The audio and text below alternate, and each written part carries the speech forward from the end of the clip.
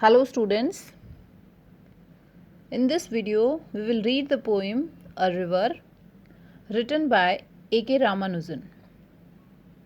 So this poem is a 4 stanza poem and it contains, the first stanza contains 16 lines and they do not follow a specific rhyme scheme.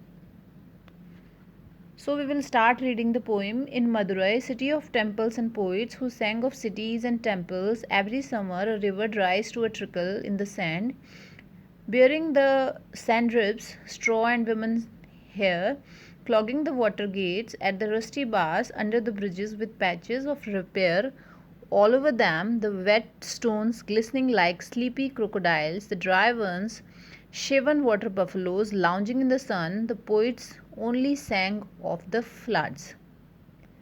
So, the first stanza, first of all, I tell you about the poem that Ramanujan, he uses a variety of poetic techniques in the poem. We will discuss later on these techniques. So, the poem begins with the speaker stating that every year, every poet sings the same song about the sometimes flooding and sometimes empty river bed. So, in Madurai is called the city of temples and poets. So, the poets have always sung about this period and the other in which flood happens. So, these poets, they always sing of cities and temples every summer. A river dries to a trickle in the sand, burying the sand ribs, straw and women's hair. So, in the next stanza, the speaker relays the words of the citizen of this area as they describe what happened this year. So, in the first stanza, the speaker begins by setting the scene. He is going to describe how the city of Madurai is described by poets. It's a place that is made up of temples and poets. And these poets have always sung of the same thing. Every summer in the city, the river basin is emptied. Read this line. Every summer, a river dries to a trickle in the sand. So, the river basin is emptied. The river dries to a trickle and the sand is bared. So, the shapes and the objects that are revealed are dark and somewhat ominous. So, the sand ribs and straw and women's hair, these things clog up the water gates. Clog means block. The water gates that are made of rusty bars. So these water gates that are made of rusty bars, they are clogged by the straw and women's hair. So Ramanujan in the stanza makes use of consonants in these lines with the repetition of G sound. Rhythm is also created through the reuse of the word sand in these 6 and the 7 line. Read this line, sand ribs and again, so sand in the sand and again sand ribs. So the repetition of the words beginning of S and it also carries S sound. So we can say everything, the poet is talking about the drainage system that is old and it needs repair. So the bridge is in patches, a fact that is revealed when the water recedes. So in the last lines of the stanza, Ramanujan uses two metaphors to compare stones to animals. The wet ones appear like crocodiles sleeping in the dry as lounging water buffaloes. So, despite all of these, the poets only sang of the floods. There is so much more to the city that the poets are ignoring. Means, what the poet wants to say, he says that so many things are happening in the city, but the poets are talking only about floods. And these poets, they are ignoring these important things. Yes. So, here we see metaphor, because where is the metaphor? Because the poet compares stones to animals. The wet stones, they look like crocodiles who are sleeping, and dry as lounging water buffaloes. Yes, now we will read the second stanza. He was there for a day when they had the floods. People everywhere talked of the inches rising, of the precise number of cobbled steps run over by the water, rising on the bathing places, and the way it carried off 3 village houses, one pregnant woman, and a couple of cows named Gopi and Brinda as usual. So in the second stanza of a river, it's only it's 11 lines, and the he in the first line, it's a reference to the poet. Okay, he was there for a day. He, who is he here? The he is the poet himself.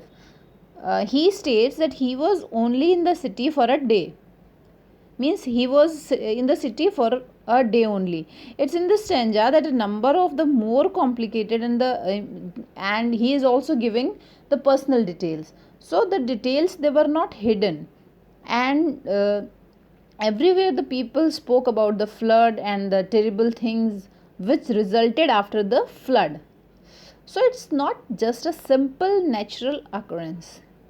It carried off 3 villages' houses. Read the second line. When they had the floods, people everywhere talked of the inches rising. So when we have rain, when we have flood, what do we talk? We talk about the inches rising. We talk how the rain water, it had damaged the houses, how it had how it had brought harms, destruction, devastation.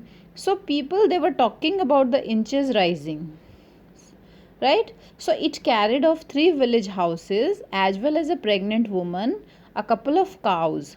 The cow, they were having name. The list-like way in which this section of the poem is conveyed makes it clear that these are uncommon occurrence and the people are used to them. Means as Madurai is the city of rivers, so it's very common, it's very natural to have floods there. So the poet is also giving the name of the cows, Gopi and Vrinda, as usual. He is saying as usual. As usual means this is not a uncommon incident in Madurai. The new poet still quoted the old poets, but no one spoke in verse of the pregnant woman drowned with perhaps twins in her, kicking at blank walls even before birth. So in this stanza, the poet says, we can say the speaker has with poet, he has made clearer in this stanza, and he speaks of the similarities between old poets and new poets. So both spoke about the floods but ignored the tragedies which resulted. In fact, to make it worse, the new poets copied the old ones did. Read the first line. Read the line of this stanza. The new poets still quoted. Means they just quoted. They just copied what the old poets were saying. But no one spoke in verse. Means no poet has talked about the damage or means the tragedy which resulted after the flood, right? So how it brought tragedy, how one pregnant woman died and she must be having twins in her womb. Read the line, with perhaps twins in her. So we can see in the fifth and the sixth line of this section, the speaker states it's possible that the woman who died, she was going to give birth to twins and she lost her life, and the twins, they were also means they also dead, they got dead with her. So this is a very interesting contrast to the flooding of the river in the first place. The waters are meant to fertilize the land and make it possible for the next crop to grow, but life is destroyed as it is being created. So here we have contradiction. Okay, even before birth, the twins, they were we can say they met tragedy even before their birth. Now we will read the last stanza. He said the river has water enough to be poetic, about only once a year and then it carries away. In the first half are three village houses, a couple of cows named Gopi and Branda, and one pregnant woman expecting identical twins with no moles on their bodies with different colored diapers to tell them apart. So, in this final stanza, the speaker relays the words of the poet again. He said that the poet complained of how the river has water enough to be poetic. It's only once a year that the poet pay attention to it, and even then they don't want to speak about the loss of property or life. Means the flood, it brings so much loss.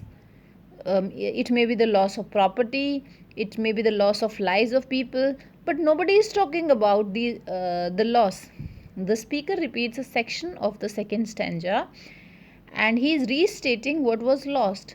So we can say, he says that the woman believed she was expecting identical twins.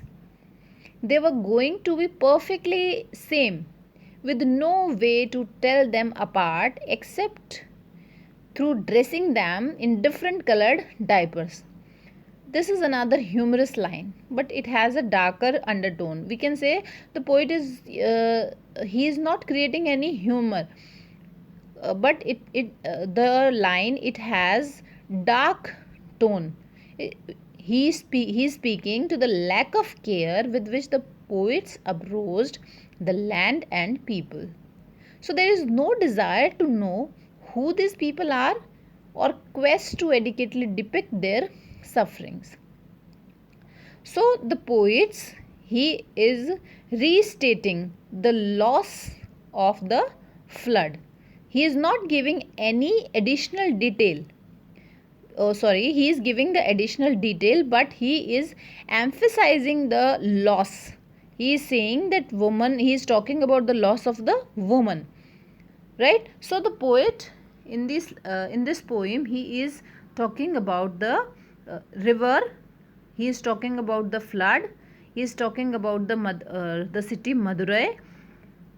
And now we will go through some of the poetic techniques in this poem. So he is using alliteration, assonance, enjambment. So alliteration, you all know, it occurs when words are used in succession. Assonance and consonance, they are also the forms of repetition. Assonance is the vowel repetition, and consonant sound is used in and consonance is the repetition of consonant sounds. And what is enjambment? It's another important technique, and this occurs when a line is cut off before its natural stopping point. So we can have all these literary figures in this poem. As the line does not end, you can see an enjambment in this poem. So we have metaphor, because in the first stanza the poet is comparing the stone with crocodile and water buffaloes. So we have assonance, we have consonance, we have metaphor, and we have enjambment. I hope you have got the poem. In the next video we will read another poem. Thank you.